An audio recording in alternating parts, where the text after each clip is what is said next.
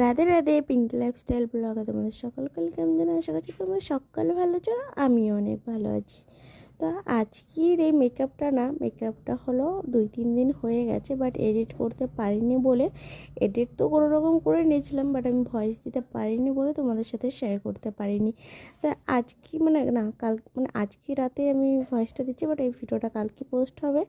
তো যাই হোক, তো চলো, এই মেকআপটা ছিল একটা খ্রিস্টান মেকআপ।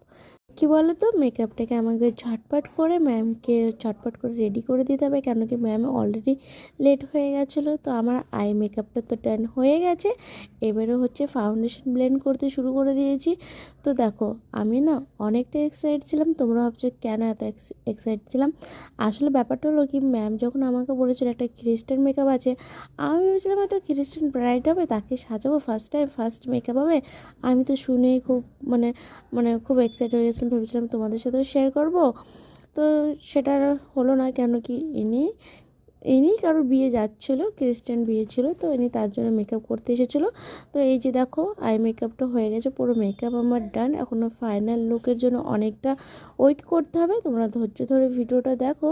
হ্যাঁ জানি ভিডিওটা অনেকটা বোরিং হয়েছে, বাট কিছু আর করার নেই, একটু দেখে যাও। তারপরে এই যে জিপসির কথা আর কি আর বলবো। জিপসি দেখলে আমার একটা কথাই মনে পড়ে, যেন ছোটোবেলায় যখন আমি দেশে থাকতাম, ওই টাইমে আমাদের বাড়ির পাশে একটা জায়গা ছিল, ওখানে এই টাইপের ফুল হতো। তো দেখে তো সেই ফুলের কথাই মনে পড়ে যায়।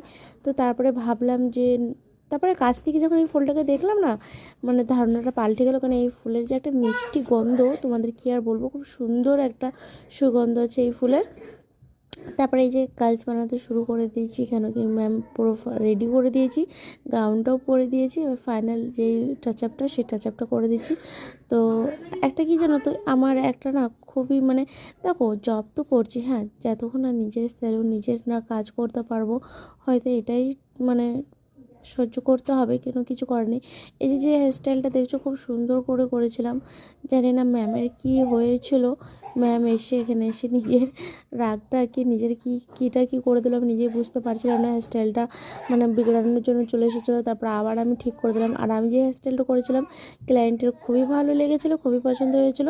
তারপরে ম্যাম এসে এরপরে কিছু কারিগরি করতে চেয়েছিল, তো ক্লায়েন্ট যে আছে সে একদম পরিষ্কার মানা করে দিচ্ছে, হেয়ারস্টাইল তো খুব সুন্দর হয়েছে, তাহলে তুমি কেন এখানে এসে এটা করে দিলে। তারপরে ম্যামকে আমি বললাম, কে তো বুঝিয়ে হেয়ারস্টাইলটা ঠিক করে দিয়েছিলাম। এবার তোমরা দেখো তো মেকআপটা কেমন লাগছে তোমাদের। ভালো লেগে থাকলে লাইক কমেন্ট করে সাবস্ক্রাইব করে পাশে থেকো, আর এইভাবে নতুন নতুন ভিডিওর জন্য অপেক্ষা করো। চলো, তোমাদের সাথে দেখা হবে আবার একটা নতুন ভিডিও। টাটা, সকলে ভালো থেকো।